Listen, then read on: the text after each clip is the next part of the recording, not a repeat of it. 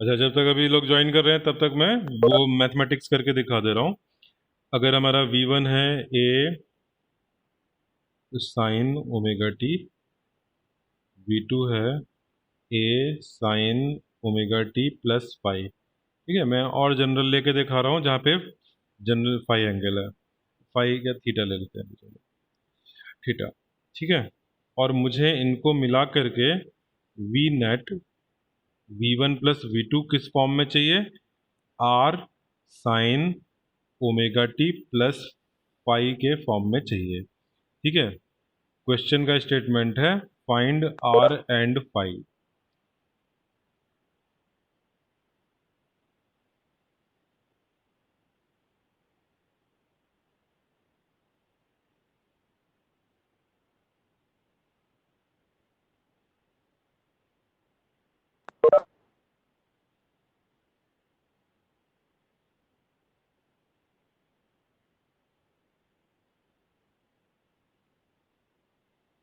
तुम लोग यहाँ देखते जाना, मैं कुछ एक्सप्लेन नहीं कर रहा हूँ। अरे, जनरल लेना है, यहाँ बी ले रहा हूँ, ए एंड बी।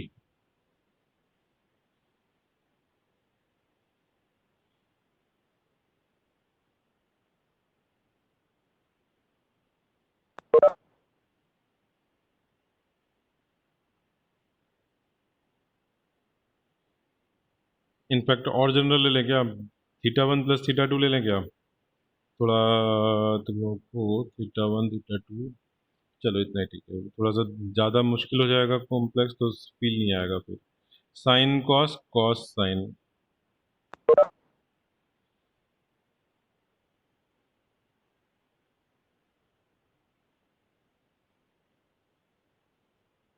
सर हमें तो फाई के टर्म में आंसर लाना है, तो फिर हम इसमें सेकंड इक्वेशन में बी साइन और कॉस रुको फाई। रुको रुको, मैंने गड़बड़ कर दिया। सारे फाई थोड़ी ऊपर से थीटा लेना है, ये सब थीटा है। अभी ठीक है ना? हाँ, नीचे भी लाइट ऊपर, हाँ, जिनको मैं ऐड कर रहा था वो सब थीटा है। ठीक है, थी फाई मुझे बाद में लाना है।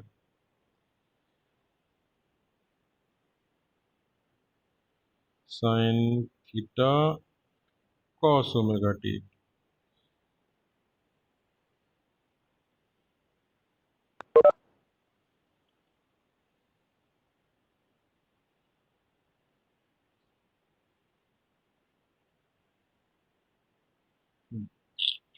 हाँ, अब यहाँ पे देखो वेरिएबल चेंज करना है। मैं थीटा यूज नहीं कर सकता हूँ, तो अब मैं नया वेरिएबल यूज कर रहा हूँ।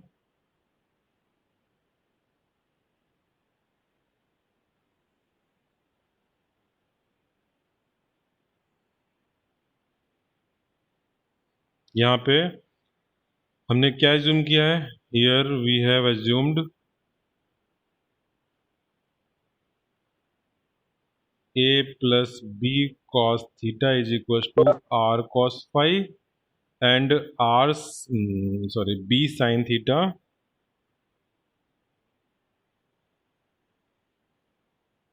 is equals to r sin phi। ठीक है, तो ये मिला करके r sin omega T cos phi, r cos omega T sin phi, तो तुम्हें दिख रहा होगा कि ये हो गया r sin omega T plus phi। जिस फॉर्म में लाना था उस फॉर्म में आ गया। अब phi एंड r कहाँ से आएंगे? तो जिस जो इक्वेशन इनको रिलेट कर रही है, इक्वेशन 1 एंड 2 इनको रिलेट कर रही है, इसका यूज करेंगे। ठीक है, इक्वेशन 1 एंड 2 से मुझे आर चाहिए, क्या करें? अगर 1 और 2 से मुझे आर चाहिए तो क्या करना होगा? ये काम बहुत बार होता है। आर चाहिए यानी फाइव को हटाना है। इक्वेशन 1 एंड 2 जो लिखे हैं मैंने, बोलो। तो स्क्वायर करके ऐड कर दें। हाँ, अब मेरे पास R cos five is equals to A plus B cos theta है, मैं जस्ट रिपीट किया हूँ अभी। And R sine five is equals to B sine theta है।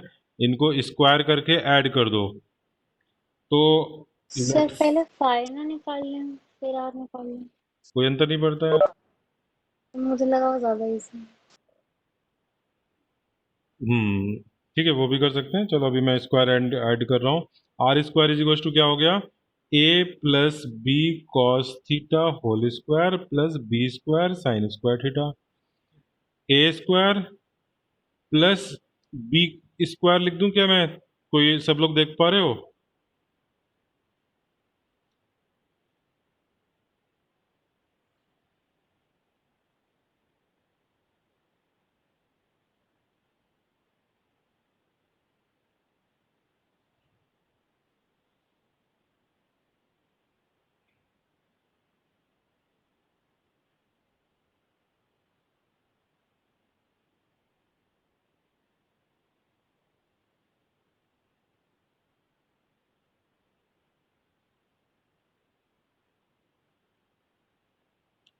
इलेवेंथ क्लास का फॉर्मूला याद आ गया दोनों?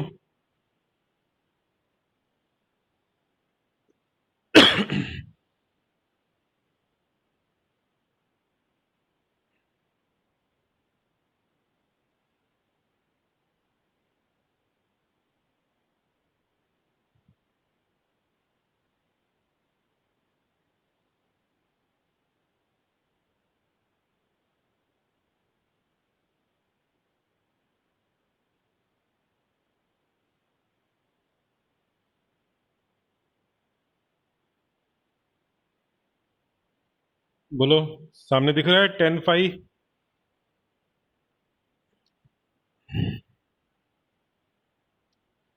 ये ट्रायंगल देखो,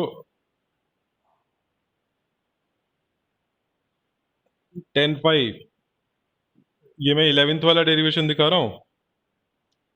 ऐसे बिहेव कर रहे हैं ये कि जैसे वेक्टर की तरह ऐड हो रहे हैं। तो जो मुझे नेट लिखना था इस फॉर्म में, उसका आर निकालने का क्या तरीका है? आर एम्पलीट्यूड निकालने का तरीका है कि जो तुम वेक्टर्स जो जो साइनसोइडल टर्म्स ऐड कर रहे हो उनके एम्पलीट्यूड को वेक्टोरली ऐड कर दो। ठीक है, ये ए ये बी, इनके वेक्टर बना के ऐड कर दिए। इन वेक्टर को कितने एंगल पे बनाना है? जितना इनका फेज डिफरेंस है। जो ओरिजिनल वेक्टर्स हैं उनका जो फेज डिफरेंस है वो एंगल ले लो यहां पर। ठीक है, ये थीटा। ठीक है, ये मैं इस पे बहुत अच्छे से टाइम लगा रहा हूं क्योंकि ये आगे मेरे ये समझ लो कि जेई के क्वेश्चंस, एसी के, वेव ऑप्टिक्स के, एसएचएम वेव के ओरली हो जाते हैं इन सब चीजों से। ठीक है, ये जो मैं तुम्हें बता रहा हूँ ज्योमेट्री और इसके रिजल्ट्स, ठीक है, और इतना तुम्हें रिजल्ट यूज करने के लिए डेरिवेशन की जरूरत नहीं है, लेकिन मैं तब तक कंफर्टेबल नहीं फील करता हूँ जब तक तुम्हें रिजल्ट के पीछे का लॉजिक नहीं पता हो। तो अब तुम लोग बताओ, समझ में आया कि हम चले कहाँ से थे? चले तो स्केलर क्वांटिटी को ऐड करने थे, लेकिन उसके जो रिजल्ट आए वो रिजल्ट बिल्कुल ऐसे लग रहे हैं कि जैसे वेक्टर हो ये। ठीक है। अच्छा, एक खास बात, मैं ऐसा नहीं कह रहा हूं कि मैं ए साइन ओमेगा टी और B sine omega T plus theta को वेक्टर की तरह ट्रीट कर रहा हूं। इनको मैं स्केलर की तरह ट्रीट कर रहा हूं, स्केलर की तरह से ऐड किया है। लेकिन इस रिजल्ट को अगर मैं वेक्टर से कंपेयर कर रहा हूं तो मैं ए और बी वेक्टर बना रहा हूं। फेजर में एम्पलीट्यूड्स को मैं वेक्टर की लेंथ ले रहा हूं। ठीक है, एम्पलीट्यूड्स को वेक्टर की लेंथ ले रहा हूं और थीटा उनके बीच का एंगल ले रहा हूं। ठीक है, तो मैं अगर ए साइन ओमेगा टी और B sine omega T plus theta को वेक्टर ले रहा होता तो गलत करता। ठीक है, वो तो पूरी पूरी क्वांटिटी है, पूरी क्वांटिटी जो कि स्केलर है। स्केलर को हम वेक्टर की तरह ऐड नहीं कर सकते हैं। अगर मैं इस पूरे लेंथ का वेक्टर बना दूं और इस पूरे लेंथ का वेक्टर बना दूं और वेक्टर ऐड करूं, वेक्टर एडिशन करूं, तो वो गलत होगा।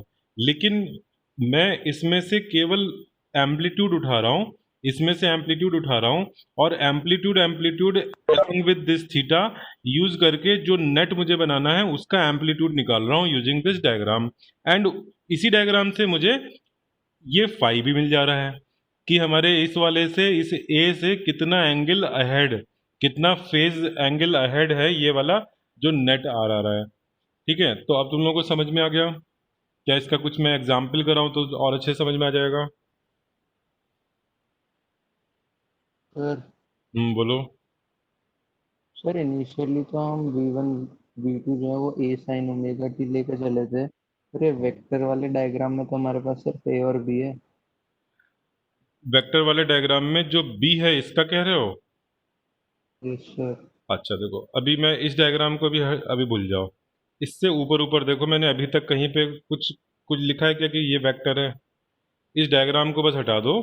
ठीक है, इस डायग्राम को हटा करके जितना मैंने काम किया है, कहीं पे मैंने एज्यूम किया कि मैं कुछ वेक्टर की तरह से कर रहा हूँ, कोई वेक्टर का रिजल्ट यूज किया हो, कुछ किया हो? ये तो नो ये सर। ये तो रिजल्ट आने के बाद मुझे दिखा कि अरे ये तो वेक्टर में हम लोग 11th में मुझे मिल चुका है, एग्जैक्टली सेम चीज है। तो मैं अब ये सोच रहा हूँ कि अगर मुझे ये रिजल्ट यूज करना हो तो मुझे कौन सा वेक्टर बनाना है? एक ए लेंथ का वेक्टर बनाना है, एक बी लेंथ का वेक्टर बनाना है, और उनके बीच का एंगल थीटा रख देना है।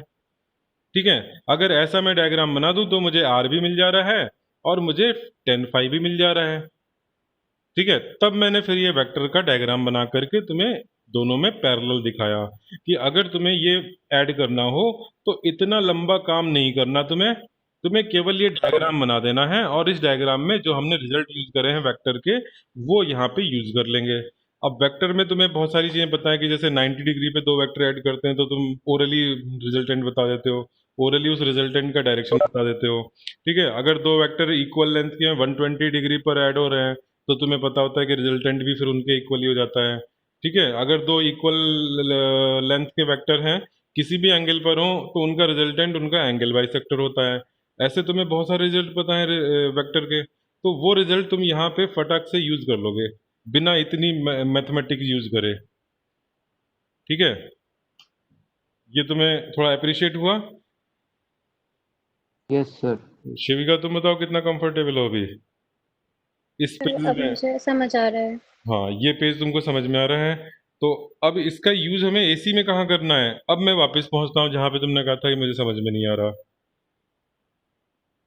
एसी में देखो, जब हम सीरीज में आरएलसी सर्किट करेंगे तो रेजिस्टेंस के क्रॉस जो वी आर होगा उसमें अलग कुछ sign omega T plus theta होगा। वीसी में ओमेगा तो सेम ही होगा, लेकिन जो थीटा जो ओमेगा टी प्लस थीटा है वो थीटा अलग होगा, वीसी में अलग होगा, वीएल में अलग होगा। तो ये तीनों अलग अलग डायरेक्शन के फेजर से रिप्रेजेंट होंगे। ओमेगा तीनों का सेम होगा।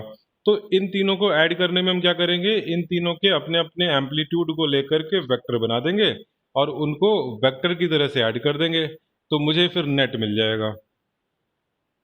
ठीक है, इस काम आता है ये फेजर। एक चीज समझ नहीं आ रही हमें, ये चीज ऐसे पता कैसे चली? ये मतलब ये मैंने कहाँ तो से है इसका हाँ, ओरिजिन? मैंने तो तुम्हें बिल्कुल उसी ऑर्डर में बताया जहां से पता लगा। बुक्स में ऐसे नहीं दिया है। ठीक है, बुक्स में तो बस बता दिया फेजर ऐसा होता है, जो मैंने पहली डेफिनेशन लिखाई थी वो फेजर की लिख दी, और उसके बाद उन्होंने बता दिया कि ऐसा कर लेते हैं तो ऐसा हो जाता है। यहाँ तो मैंने बिल्कुल उसी ऑर्डर में बताया है कि देखो ऐसे ऐसे चले। ठीक है, अगर तुम देखो जरा नेचुरली सोचो क्या करोगे। तुमको ये दो अगर वोल्टेज ऐड करने हैं, वोल्टेज स्केलर होते हैं तो तुम ऐसे ही तो ऐड करोगे। फिर इसको देख के तुम ट्रिग्नोमेट्री तो लगाओगे, ट्रिग्नोमेट्री लगा करके तुम ये तुम्हारा एम होता है। ठीक है ना, अगर मैं तुम्हें इतना लंबा चीज लिख दूं तो ये थोड़ी समझ में आएगी कि ये क्या है ये वोल्टेज। लेकिन अगर मैं इसको रिड्यूस करके इस फॉर्म में ले आऊं तो ये मुझे साफ दिख रहा है कि एक साइनोसॉइडल ग्राफ है, उसका एम्पलीट्यूड आर है, और एक ये इनिशियल फेज फाई है। तो ये तो हमें बहुत अच्छे से पता है कि ये क्या चीज है। तो हम जब इसको ऐड करेंगे तो हमारा एम बहुत क्या ही होगा? स्टूपिड डाउट है। हाँ, बताओ क्या डाउट है? पर हमें कैसे पता चलता है इनके बीच में एंगल क्या है? किनके बीच में, ये वाला थीटा? सर जो वी होते हैं तीन, जैसे आपने तीन डिफरेंट अच्छा वी वो, बताए, अभी अभी रुको, अभी वो अभी सेम वहाँ, नहीं हो रहा। हाँ अभी वहाँ हम पहुँचे नहीं है। मैं V L V C V R तो मुझे अभी शुरू करना था। मैंने सोचा कि हम आगे जाके जो मैथमेटिक्स यूज करेंगे वो मैथमेटिक्स पहले बता दूं, इसलिए अभी फिजिकल कॉन्टेक्स्ट इसका अभी तुम्हारे सामने आया नहीं है कि ये V R V C V L के बीच में जो एंगल होंगे वो कहाँ से आएंगे। तो वो अभी जरा वेट कर लो। अभी बस हम ये बात कर रहे हैं कि अगर मुझे ये दो या तीन अगर साइनोसोडल टर्म्स ऐड करने हो तो हम ट्रिग्नोमेट्री के बजाय, इतना लंबा करने के बजाय, वेक्टर का यूज कर लेंगे, जिसमें कि उन इंडिविजुअल की जो एम्पलीट्यूड है उनकी लेंथ के हम वेक्टर बना देंगे। ए और बी लेंथ के वेक्टर बना देंगे, एंगल थीटा रख देंगे उनके बीच का। ठीक है, तीन वेक्टर भी ऐड कर सकते हैं। अब सोचो यहाँ पे तीसरा अगर मैं लिख दूं और ट्रिग्नोमेट्रिकली करना हो तब तो बहुत मुश्किल हो जाएगा, जबकि तीन वेक्टर ऐड करना उतना मुश्किल काम नहीं है। ठीक है, वेक्टर में तो तुमको रिजोल्यूशन करके भी पता है ऐड करना, कुछ नहीं हुआ तो रिजोल्यूशन ही करके एक्स और वाई एक्सिस में ऐड कर देंगे। ठीक है, तो यहाँ पे जो मैं तुम्हें प्रोसेस बता रहा हूँ कि कैसे नेचुरली आया, वो ये आया कि तुमने इस फॉर्म में लाने के लिए ये ट्रिग्नोमेट्री करी, ठीक है, और ये ट्रिग्नोमेट्री करके आर और टेन फाई जो आए वो उसने तुम्हें एक आइडिया दिया कि ये तो वेक्टर तुम में कर चुके हैं, वैसा है, ठीक फिर है। इधर तो दोनों साइन साइन के थे, अगर एक साइन और एक कॉस हो फिर क्या करेंगे? कोई बात नहीं यार, थीटा अप्रोप्रिएटली चेंज करके साइन बना दो इसको। ओके। ये काम तो तुम्हारा बच्चों का खेल है, साइन को कॉस यस। बनाना, कॉस को साइन बनाना। तो तुमको ये चीज मैंने जब वे पढ़ाया था तब बहुत करवाया है कि एक साइन है, एक कॉस है, उनका फेज डिफरेंस निकालो, ठीक है। Okay sir. हाँ, तो वो पाई बाई टू ऐड करके सब्ट्रैक्ट करके प्लस माइनस, तुम्हें यहाँ माइनस नहीं चाहिए प्लस चाहिए तो वो भी तुम अंदर कर लोगे, ठीक है, तो वो तो कोई मुश्किल काम नहीं है, ठीक है। अच्छा, अब ये जो हुआ इसका एप्लीकेशन हम लोग जरा फिजिक्स पढ़ने के बाद करें या अभी कुछ मैं एग्जाम्पल देके कराऊं इसको?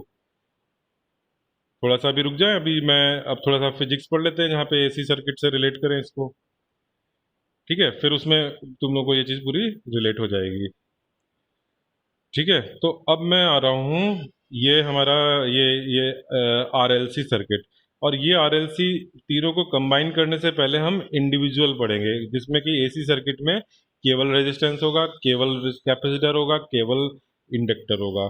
पहले तीन का अलग अलग रिजल्ट देखेंगे, उसके बाद फिर कंबाइन करेंगे, ठीक है। चलो, अच्छा, किसी को थोड़ा सा और क्यूरियोसिटी हो तो मैं एक तुम्हें होमवर्क सजेस्ट कर सकता हूँ, कंपलसरी नहीं है बट करना, कि अगर मान लो यहाँ पर sine omega T plus phi one है, और यहाँ sine omega T plus phi two या थीटा वन थीटा टू ले लो, ठीक है, यहाँ प्लस थीटा वन है, यहाँ प्लस थीटा टू है, उसमें भी तुम ओपन करके बिल्कुल इसी तरह से आ सकते हो, ठीक है। बस वहाँ पे ये जो थीटा होगा वो वहाँ का, सॉरी, जो यहाँ पर फाइनल फाई होगा, ये फाई वो तुम्हारा थीटा वन और थीटा टू के टर्म्स में आएगा, तो ये जो थीटा होगा, यहाँ जो थीटा है वो theta one minus theta two हो जाएगा, या theta two minus theta one, ठीक है। जब तुम्हारा यहाँ पर एंगल थीटा वन है या थीटा टू है तो दोनों का फेज डिफरेंस क्या होगा, theta two minus theta one या theta one minus theta two, ठीक है। तो ये थीटा जो है तब वो theta one minus theta two हो जाएगा, थोड़ा सा कॉम्प्लिकेटेड होगा बट आ जाना चाहिए। चलो, अच्छा, अब हम बात करते हैं प्योर रेजिस्टिव सर्किट, ठीक है, और एसी एसी सर्किट है। एसी सर्किट में बैटरी नहीं होती है, तो एसी सोर्स का ये सिंबल होता है, ठीक है। सपोज एसी सोर्स पर अपने जो वोल्टेज जो दे रहा है, जो, तो वो V naught sine omega t है। हम और जनरल बनाने के लिए प्लस फाइव भी लिख सकते हैं, बट अभी मैं साइन ओमेगा टी ले रहा हूँ बस। और यहाँ पे रेजिस्टेंस लगा हुआ है, रेजिस्टेंस की वैल्यू आर है। हमें करना क्या होता है, सर्किट में हमें जो यूजुअली प्रॉब्लम होती है कि वी गिवन होता है, आई निकालना होता है, आई गिवन होता है, वी निकालना होता है, ठीक है। तो यहाँ आई और वी का रिलेशन देखना है, ठीक है। अब ये रेजिस्टेंस है, इसके अक्रॉस किसी मूवमेंट पे अगर मैं कहूँ कि एट एग्जैक्टली टी टाइम पर क्या आई होगा, तो एक चीज ध्यान रखो, अगर मैं कहूँ कि एसी सर्किट और डीसी सर्किट दोनों बिल्कुल सेम चीज है, अगर हम इंस्टेंटेनियस वैल्यूज की बात कर रहे हैं, इंस्टेंटेनियस वैल्यू के लिए एसी और डीसी में कोई डिफरेंस ही नहीं है।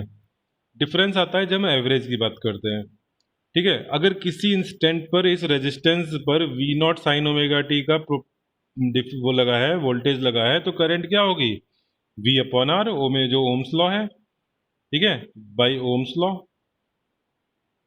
आई is equals to V upon R, और वी इंस्टेंटेनियस वैल्यू, ठीक है, उससे तुम्हें आई की इंस्टेंटेनियस वैल्यू मिल जाएगी, ठीक है। तो आई की इंस्टेंटेनियस वैल्यू क्या हुई, V naught upon R sine omega t. V naught upon R को हम रख देते हैं आई नॉट, ठीक है, एज्यूम किया है where I naught is equals to V naught by R, ठीक है। अब इसमें एक नोट क्या करने वाली बात है कि phase difference between I and V, ये था वी, ये गिवन था, इसको थोड़ा सा जो मैं लैंग्वेज सही से करके लिखवा देता हूँ। क्वेश्चन ये है, एक मैं नेक्स्ट पेज पे जा रहा हूँ, मैं फिर से लिखवा देता हूँ थोड़ा सा ऑर्गेनाइज वे में। क्वेश्चन है, find expression of IT if AC voltage VT is equals to V naught sin omega t is applied on resistance R. Also comment on its phase difference. It's मतलब जो तुम्हें find करना है उसका phase difference with given AC voltage, ये question है।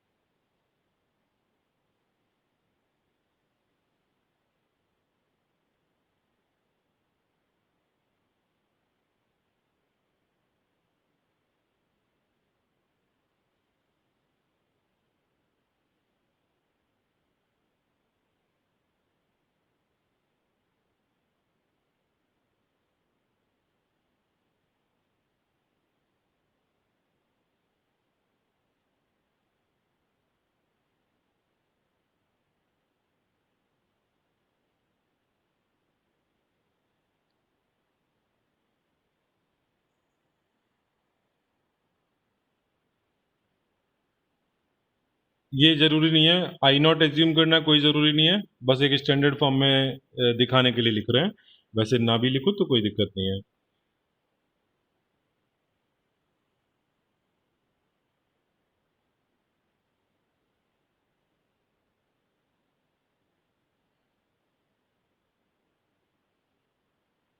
इसमें तो किसी को कोई दिक्कत नहीं होगी।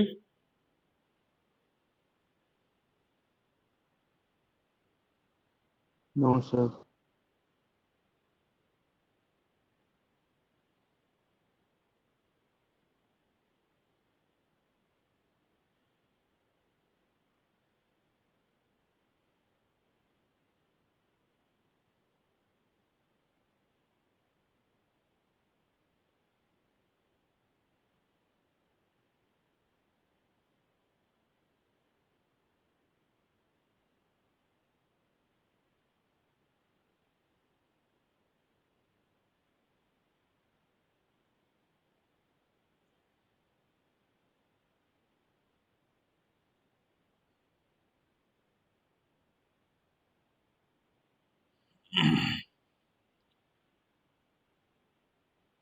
तो जब भी प्योर रेजिस्टेंस होगा तो तुम्हें वी नॉट में यानी करंट के वोल्टेज के एम्पलीट्यूड में आर से डिवाइड करके करंट का एम्पलीट्यूड मिल जाएगा।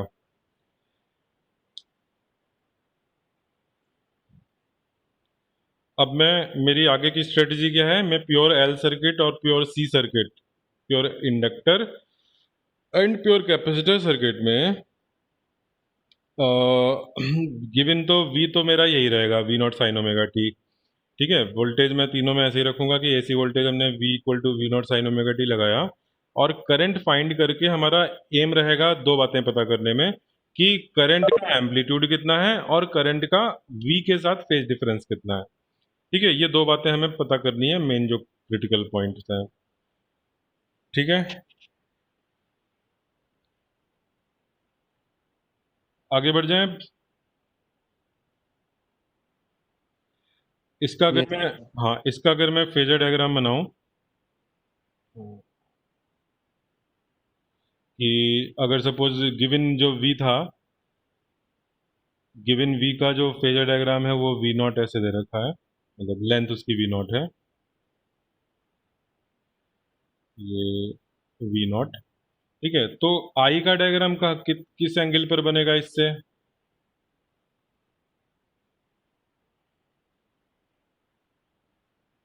I सर का वो डायग्राम ओवरलैप करेगा। ओवरलैप करेगा। ठीक है, I नॉट, इसकी लेंथ I नॉट हो गई। अच्छा, I नॉट की लेंथ V नॉट से ज़्यादा बड़ी क्यों बनी? I not is V not by R। तो हमें नहीं पता, कुछ भी हो सकता है, I नॉट बड़ा भी हो सकता है, छोटा भी हो सकता है, तो R की वैल्यू पे डिपेंड करेगा। ठीक है, तो ये मत सोचो कि I naught V naught upon R है तो छोटा ही बनेगा, डिवाइड कर दिया वी नॉट को एक रेजिस्टेंस से तो छोटी वैल्यू हो जाएगी, ऐसा नहीं। तो आर की वैल्यू पे डिपेंड करता है, अगर आर की वैल्यू हाफ है ओम हुई तो I naught will be double of V naught. ठीक है, अगर आर की वैल्यू 2 हुई तो हाफ होगी। तो दिस इज जस्ट आर्बिट्री कि मैंने आई नॉट को बड़ा बनाया है, कुछ बनाना है मुझे तो मैंने बड़ा बना दिया, छोटा भी हो सकता है। ठीक है, दूसरी चीज, आई नॉट और वी नॉट के स्केल अलग अलग होंगे, दोनों के यूनिट अलग हैं, दोनों के स्केल अलग हैं। तो आई नॉट की वैल्यू अगर छोटी भी हो तब भी उसका लाइन लेंथ बड़ा हो सकता है, डिपेंड करता है स्केल क्या लिया है तुमने। ठीक है, तो दोनों में कोई रिलेशन नहीं है, बस एंगल का रिलेशन है, एंगल में हम कंपेयर कर सकते हैं। ठीक है, चलो अब हम आते हैं pure L circuit.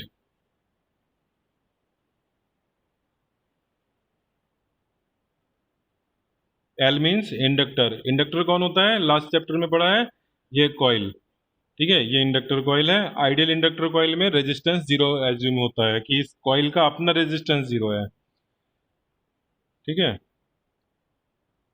Ideal inductor coil has zero resistance. ये इस टॉपिक का पार्ट नहीं है, कहीं अलग से फुट नोट में लिख लो। ठीक है, प्योर एल सर्किट का पार्ट नहीं है ये, बट प्योर एल की बात हो रही है तो क्या होता है ये बता दे रहा हूँ मैं। ठीक है, it is a solenoid. Ideal solenoid में लॉन्ग सोलेनॉइड होगी और इसको क्लोजली वुंड रखेंगे। ठीक है, जो भी हमने मैग्नेटिक में जब मैग्नेटिक फील्ड निकाला था तब हमने जंक्शन लिए थे वो सारी चीज़ें हैं, और जीरो रेजिस्टेंस है, इसका अपना रेजिस्टेंस नहीं है कुछ। ठीक है, अच्छा ये बताओ, इसके क्रॉस ईएमएफ हमने फेरेडे लॉ से लिखा था, क्या लिखा था? फेरेडे से एक इंडक्टर कॉइल जिसका कि इंडक्टेंस एल है, सेल्फ इंडक्टेंस, तो इसके अक्रॉस इंड्यूस्ड ईएमएफ का क्या फॉर्मूला है? Minus L d I by D. Very good. और कोई जना रिवाइज नहीं करता है? हाँ भाई, जहाँ पर भी कोई मुश्किल सी चीज़ मैं पूछ लेता हूँ, मुश्किल क्या है, पिछले चैप्टर में तो इतनी बार रिपीट हुआ है, बट 2-4 दिन पहले वाली बातें राजीव ही बताता है और कोई नहीं बताता। तो उत्कर्ष था। हाँ, तो अच्छा उत्कर्ष उत्कर्ष हो गया। ठीक है, उत्कर्ष भी, हाँ राजू के साथ मुझे उत्कर्ष का भी नाम लेना चाहिए, दोनों लोग अच्छा रिवीजन करते हैं। ठीक है, तो this is minus L d I by d T. ठीक है, कैसे हुआ? तुम लोग को याद है ना, EMF minus d phi by d t, और फिर हमने फाई लिखा था कि एल के प्रोपोर्शनल होता है, तो डी, तो फाई की वैल्यू हम एल इंटू आई लिखते हैं, तो यहाँ से एल को हम बाहर आ गया, minus L d I by d T हो गया। ठीक है, ये मैं पिछले उसका बता रहा हूँ। चलो ठीक है, ये ईएमएफ हो गया। तो ये तो मेरे बेसिक्स थे, अब मैं आ रहा हूँ अपने, ये फुट नोट में लिख सकते हो, ये यहाँ पर हमें ज़रूरत नहीं है, मतलब इस आर्टिकल का पार्ट नहीं है ये। अब क्वेश्चन क्या है, क्वेश्चन लिख लो। If AC voltage V, which is V instantaneous value is given by V naught sin omega t, is applied across an ideal inductor coil, उसकी वैल्यू दे रखी है सेल्फ इंडक्टेंस की L, find expression of current.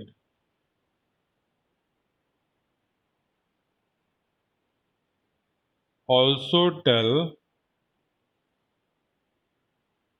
the phase relationship,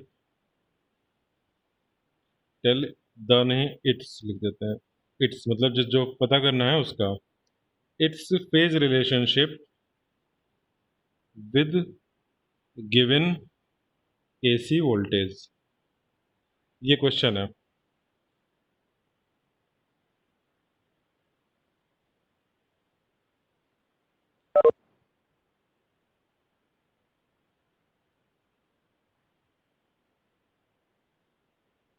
चलो आगे बढ़े, लिख लिया? Yes sir. अच्छा, तो क्या करना है, सर्किट बना देते हैं। इंडक्टर L और यहाँ पे ये AC voltage V naught sine omega T which is VT। ठीक। अच्छा, L के अक्रॉस कितना वोल्टेज आया तो वो भी हमने लिख रखा है फॉर्मूला। ठीक है, इसके अक्रॉस जो VL है वो हमने लिख रखा है अभी। ठीक है, by KVL VT plus VL is equals to, बोलो, अक्रॉस द इंडक्टर जो वोल्टेज है और ये जो सोर्स की वोल्टेज है, इन दोनों का सम क्या होना चाहिए? VL का भी इंस्टेंटेनियस वैल्यू है 0।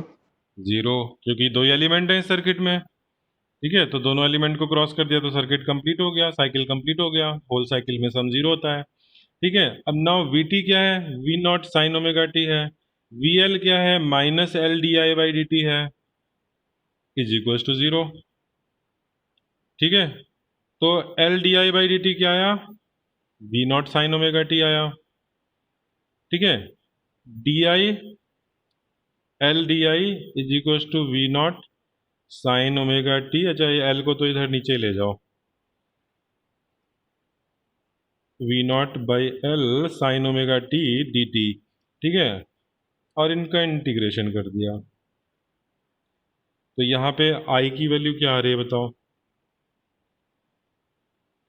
साइन ओमेगा टी का इंटीग्रेशन। अच्छा, एल नॉट कहाँ से आ गया? एल तो एल ही है, एल में नॉट नहीं है। हाँ, बोलो, साइन ओमेगा टी का इंटीग्रेशन बायोलॉजी वालों को लेते हैं। माइनस हाँ, minus cos omega T by omega. Okay, sine theta का इंटीग्रेशन देखो होता है माइनस कॉस थीटा। अगर साइन ओमेगा टी हो जाए, ओमेगा कांस्टेंट है, तो इंटीग्रेशन में ओमेगा जो कांस्टेंट है वो अपॉन में आ जाता है और बाकी माइनस कॉस ओमेगा टी हो जाएगा। एक मिनट,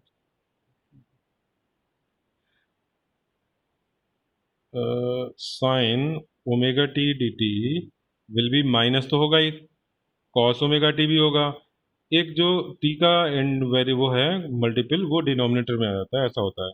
तो नीचे एल नॉट हो गया और माइनस का कॉस ओमेगा टी हो गया। अच्छा, अब ये बताओ शांतनु कि मुझे इस आई को कंपेयर करना है वी से, फेज रिलेशनशिप निकालना है। तो इसको मैं कैसे लिखूं?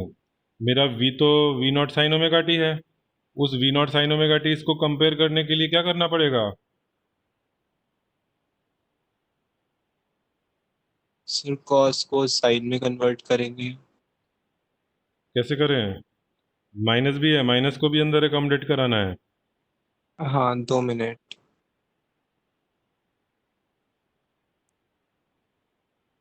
पाई बाई 2 प्लस ओमेगा टी, उससे तो कॉस पॉजिटिव का आएगा। मतलब साइन, अच्छा हाँ sorry.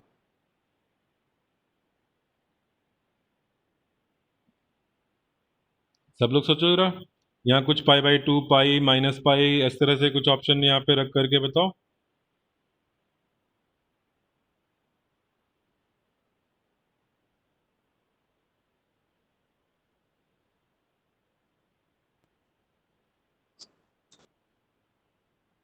Sir sine 3 pi by 2 plus omega t. अच्छा, 3 पाई बाई 2 बहुत दूर चले गए। वैसे हो सकता है कि ठीक हो, पास में रहो जरा जीरो से, मतलब अगर 90 से कम चल जाए तो हम 3 पाई बाई 2 पे क्यों जाए? कोशिश करो 90 से हो जाए।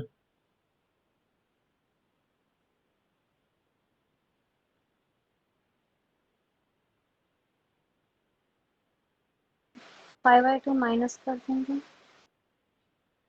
यस, -पाई/2।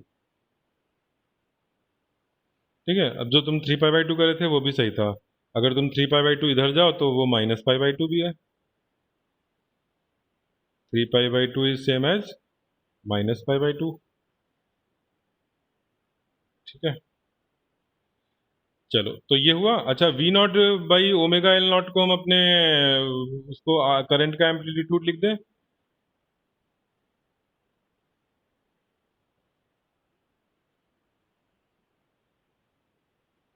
ये मेरा रफ वर्क था। हाँ, तो यहाँ पर हम क्या लिख सकते हैं? This implies I is equal to I naught sine omega T minus pi by 2। ठीक है, वेयर आई नॉट क्या है, I naught is V naught by, अच्छा अपॉन में, ये बताओ मैं ओम्स लॉ की तरह लिखना चाहता हूं तो अपॉन में कौन सी यूनिट की चीज आएगी, कौन से डायमेंशन की चीज आएगी?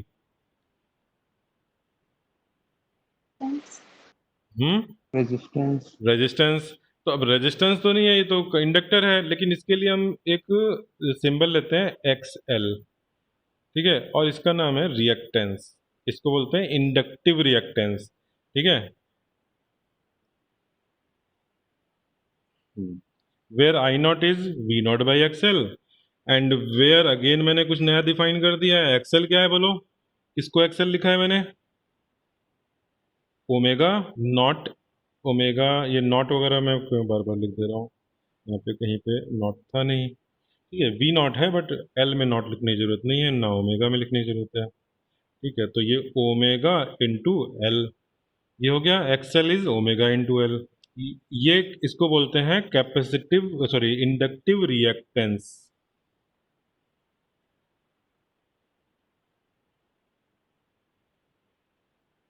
ठीक है, एक्सएल ओमेगा के प्रोपोर्शनल है और एल के प्रोपोर्शनल है, और ये कुछ कुछ रेजिस्टेंस की तरह का रोल प्ले करता है, कुछ कुछ, ठीक है, पूरी तरह से मत समझना कि रेजिस्टेंस या,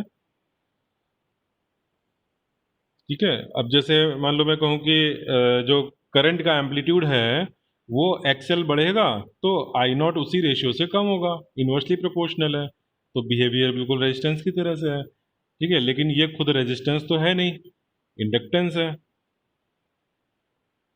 ठीक है। एक्स के नीचे एल जो है वो सब्सक्रिप्ट है, क्योंकि हम कैपेसिटिव में एक्स के नीचे सी सब्सक्रिप्ट लगाएंगे, ठीक है, वो एक्स के साथ मल्टीप्लिकेशन वगैरह नहीं है, सब्सक्रिप्ट है, ठीक। तो यहाँ तक समझ में आ गया हमारा किसी भी, यहाँ पर जो एम है, मैंने पहले भी बताया था कि गिवन वी का यूज करके, वोल्टेज गिवन का यूज करके हमें आई लिखना है इस फॉर्म में, और इस फॉर्म में लिखने में क्या अननोन है, एक तो एम्पलीट्यूड ऑफ करंट, दूसरा ये फेज डिफरेंस, ठीक है। तो फेज डिफरेंस हमें पता लग गया पाई बाई 2 है, लीड कर रहा है कि लैग कर रहा है बताओ, आई वी के कंपैरिजन में आगे है कि पीछे है, तो माइनस है यानी पीछे है,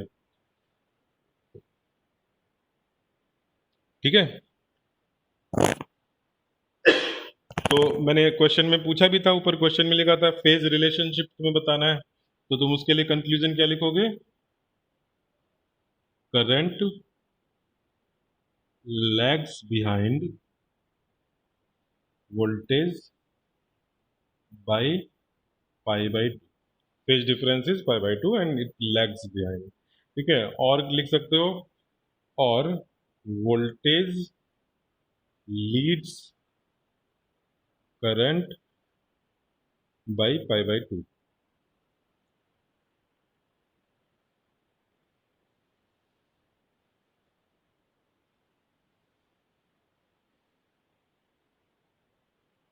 आगे बढ़े। Sir 2 minute. सर यहाँ पर भी हम उनके दोनों एम्पलीट्यूड को आवाज justify नहीं आ रही, आवाज नहीं आ रही तुम्हारी, एक तो तुम जोर से बोलो तो थोड़ा थोड़ा समझ में आए, थोड़ा जोर से बोलो। मैं कह रहा हूँ यहाँ पर क्या हम दोनों के एम्पलीट्यूड justify कर सकते हैं, दोनों के एम्पलीट्यूड, लेंथ बड़ी, अच्छा ये कह रहे हो वी नॉट और आई नॉट के लेंथ में कंपैरिजन, आई आई ये तुम्हारा, हाँ ये रिलेशन है, अब ये एक्सएल की वैल्यू जब तक नहीं पता तब तक कैसे कंपेयर कर सकते हैं, कौन बड़ा है कौन छोटा है, और फिर तुम प्लॉट कर रहे हो तो प्लॉट में अलग अलग स्केल की चीजें, अलग अलग यूनिट की चीजें हैं, तो लेंथ से तो कंपैरिजन नहीं हो सकता है, ठीक है। चलो आगे बढ़े, नोट यस हो, सर। हाँ नोट हो गया, अच्छा एक छोटा सा क्वेश्चन, क्वेश्चन, सपोज एक मेरा आर एल सर्किट है, रेजिस्टेंस आर है और उसमें इंडक्टेंस एल है, इसके अक्रॉस 12 वोल्ट का वो है वी नॉट है। रेजिस्टेंस के अक्रॉस जो वोल्टेज है उसका एम्पलीट्यूड 12 वोल्ट है और इसके अक्रॉस 16 वोल्ट का एम्पलीट्यूड है। ठीक है, amplitudes of voltages across resistance and inductance are given। ठीक है, in the above diagram find amplitude of applied AC या applied क्या AC source बता दो of AC source।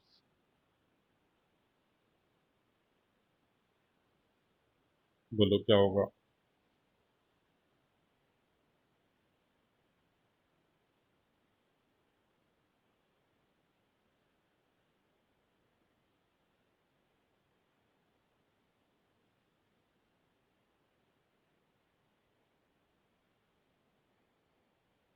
कैसे होगा?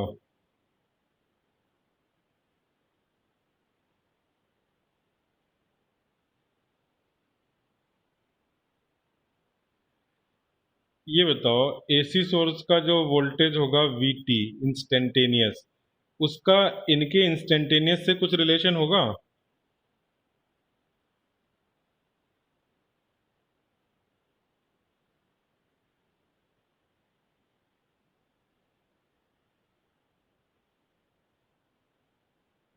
बोलो।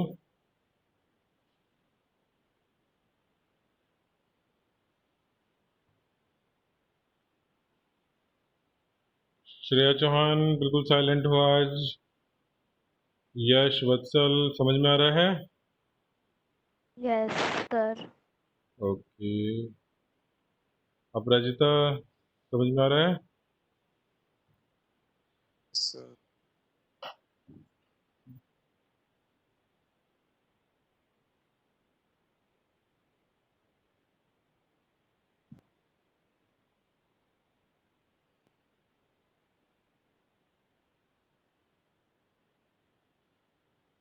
किसी को कुछ आइडिया कैसे होगा? इसका आंसर क्या है? हम्म, आंसर क्या है? आंसर तुम बताओ, सही होगा या गलत मेरे को सोचो तो। 20 लग रहा है। अच्छा, कैसे सोचा? और मैंने मतलब सर आपने जैसे वो बताया था ना वेक्टर का थोड़ा हाँ उस मतलब हाँ बिल्कुल। कंपैरिजन मैंने वैसे करा। यस पर बिल्कुल मेरे को सही है। श्योरिटी नहीं है। यस, देखो देखो, जो तुम्हारा यहाँ पर करंट होगा दोनों में सेम होगा। ठीक है, I naught sine omega T मान लो ये करंट है। ठीक है, तो ये आई नॉट साइन ओमेगा टी तुम्हारा 12 वोल्ट में जो, सॉरी, जब रेजिस्टेंस के थ्रू पास होगा तो उसमें किस तरह का वोल्टेज वो क्रिएट करेगा, वी आर किस तरह का होगा? फेज डिफरेंस बताओ करंट एंड रेजिस्टेंस के अक्रॉस वोल्टेज में। प्योर रेजिस्टेंस में जो वोल्टेज होता है उसमें और करंट में फेज डिफरेंस क्या होगा? जीरो होता है। ठीक है, यस सर। जीरो होता है। तो तुम जब वी आर लिखोगे तो वो क्या लिखोगे कि रेजिस्टेंस के अक्रॉस जो वी आर नॉट है, जो कि मैं 12 ले लेता हूँ, क्वेश्चन में दे रखा है कि इसकी एम्पलीट्यूड 12 है, तो 12 इंटू साइन ओमेगा टी, ये उठा करके जो करंट में तुमने एज्यूम किया है, दिया नहीं था क्वेश्चन में, बट जो जो है वो मैं एज्यूम कर लेता हूँ। ठीक है, सेम। अच्छा, अब ये बताओ कि मैं वी एल अगर लिखूंगा तो वी एल का जो वो है एम्पलीट्यूड है 16 इंटू साइन ओमेगा टी में मुझे फेज डिफरेंस लिखना है कि नहीं लिखना? करंट के कंपैरिजन में बताओ, करंट से वी अहेड होता है कि पीछे होता है?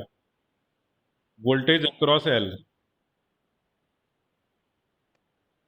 तो हम्म, वोल्टेज भी अहेड तो होता है। आगे होता है। वोल्टेज लीड करता है। तो मैं जब आई से वी लिखूंगा तो मैं क्या करूंगा, पाई बाई 2 इसमें ऐड कर दूंगा। ठीक है, अब मुझे क्या चाहिए? मुझे चाहिए सोर्स का वोल्टेज, और सोर्स का वोल्टेज क्या होगा? जो सोर्स होगा वो इन दोनों का सम होगा। ठीक है, इसकी इंस्टेंटेनियस वैल्यू वी आर के इंस्टेंटेनियस वैल्यू और वी एल के इंस्टेंटेनियस वैल्यू का सम होगी। ठीक है, इंस्टेंटेनियस में तुम्हें एसी और डीसी में कोई फर्क नहीं करना है, जो तुमने डीसी के लिए पढ़ा है वो काम एसी के लिए कर सकते हो अगर इंस्टेंटेनियस की बात कर रहे हो। ठीक है, तो ये क्या हो जाएगा, 12 sine omega T plus 16 sign omega T plus pi by 2। ठीक है, अब इसको मैं कैसे लिखना चाहता हूँ, मैं इसको लिखना चाहता हूँ V naught sine omega T plus pi के फॉर्म में लिखना चाहता हूँ। ठीक है, तो मैंने तुमसे क्या पूछा है, वी नॉट पूछा है सोर्स का, तो ये वी नॉट कैसे आएगा, ये वी नॉट इस 12 और 16 के पाई बाई 2 के एंगल पर फेजर एडिशन से आ जाएगा। आया समझ में, इस 12 और 16 के पाई बाई 2 एंगल पर फेजर एडिशन से आ जाएगा। अगर मुझे फाई पता करना है तो फाई भी पता लग जाएगा उस ट्राइंगल से। ठीक, तो मैं क्या कर रहा हूँ यहाँ पर, 12 का ये बना दिया मैंने, ये 16 का बना दिया, और इनका रिजल्टेंट देख लिया, तो ये रिजल्टेंट वी नॉट हो गया, तुम देखोगे तो ये 620 हो जाएगा। ठीक है, तुम लोग को लास्ट क्लास में मैंने वो बताया था 3 4 5 के रेशियो को तुम मल्टीप्लाई करके देख लो। कौन सी क्लास में बताया था, तुम लोग को बताया था 11th में बताया था? 3 4 5 मुझे लास्ट क्लास में तुम लोग का ही लग रहा है, तुम लोग की क्लास में बताया था नहीं? सर अच्छा नहीं पता, अच्छा तुम बताया, किसी और को बताओ। राइट एंगल ट्राइंगल में अधिकतर क्वेश्चन में जो डाटा दिया रहता है वो ऐसा होता है कि 3 4 5 का यूज होता है। ठीक है, मैंने अभी जब क्वेश्चन बनाने के लिए डाटा सोचा कि क्या रखना चाहिए, तो मैंने 3 में 3 और 4 दे देता तो सीधे सीधे तुम्हें आइडेंटिफाई आता है, 3 4 देख के तुम सोच लेते कि 5 तो आना ही है। ठीक है, लेकिन मैंने उसको थोड़ा सा छुपाने के लिए 4 का मल्टीप्लाई कर दिया, तो ये भी 4 टाइम्स हो गया। ठीक है, 20 हो गया। ठीक है, तो ये कितना हो गया, 20 सर हो गया। हाँ बोलो। सर वी आर को हमने 12 साइन ओमेगा टी कैसे लिख दिया, वो जो 12 गिवन था ना। हाँ देखो, जो 12 था वो क्या चीज गिवन थी, वो था amplitude of voltage across resistance. ठीक है, तो एम्पलीट्यूड तो यही अच्छा ओके सर, हाँ वी सर आ नॉट हो गया गया। समझ। हाँ अच्छा, साइन ओमेगा टी कैसे लिखा, तो मैंने आई के लिए एक लेट किया था कि let I is given by this. ठीक है, क्योंकि मुझे ये साइन ओमेगा टी टर्म के लिए कोई चीज दे नहीं रखी गई क्वेश्चन में, तो मैं फ्री हूँ यहाँ पे, साइन ओमेगा टी लेना है साइन ओमेगा टी लो, sine omega T plus theta लेना है तो ऐसे ले लो। ठीक है, लेकिन प्लस थीटा लेने से थोड़ा सा कॉम्प्लिकेशन बढ़ जाएगा, और उस थीटा की वैल्यू पता करने के लिए कुछ गिवन नहीं है, तो मैंने थीटा को अपने से जीरो ले लिया। ठीक है, उससे बस क्या होता है, ग्राफ की शिफ्टिंग हो जाती है बस, बाकी तो कुछ चेंज नहीं होता है। ठीक है, मैक्सिमम वैल्यू पे कोई चेंज पड़ेगा नहीं उस थीटा से, तो मैंने इजी वाला केस ले लिया। तुम भी हमेशा अगर अपने से लेट करना हो तो इजीएस्ट केस लो। ठीक है, यहाँ पे फालतू में ओमेगा टी प्लस फाइव लेके मत करो। ठीक है, तो मैंने जब ये साइन ओमेगा टी लिया है, फिर मैंने ये लॉजिक लगाया कि current end voltage across resistance में फेज डिफरेंस जीरो था, अभी तुम लोग देख के आ रहे हो, तो फेज डिफरेंस जीरो में मैं यहाँ साइन ओमेगा टी, तो यहाँ भी साइन ओमेगा टी लिखूंगा। फिर मैंने एल का लिखा, तो ये तो एम्पलीट्यूड है, और प्लस पाई बाई टू मैंने अभी जो फेज रिलेशन निकाला था उससे लिखा। ठीक है, फिर इन दोनों वी आर और वी एल को मैंने ऐड कर दिया।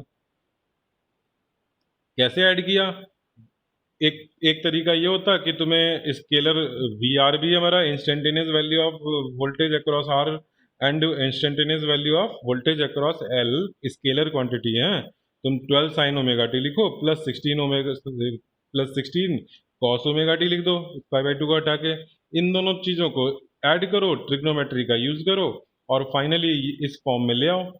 ठीक है, ये इस फॉर्म में, तो वो तुम्हें थोड़ा सा मुश्किल पड़ता, यहाँ पे ज़्यादा इजी हो गया, पाइथागोरस लग गई। तो अभी फाइव लिखना है, फाइव बताओ कितना एंगल होगा, जब 16 है 12 है, तो डिग्री में तुम्हें एग्जैक्टली पता है कितने डिग्री होता है,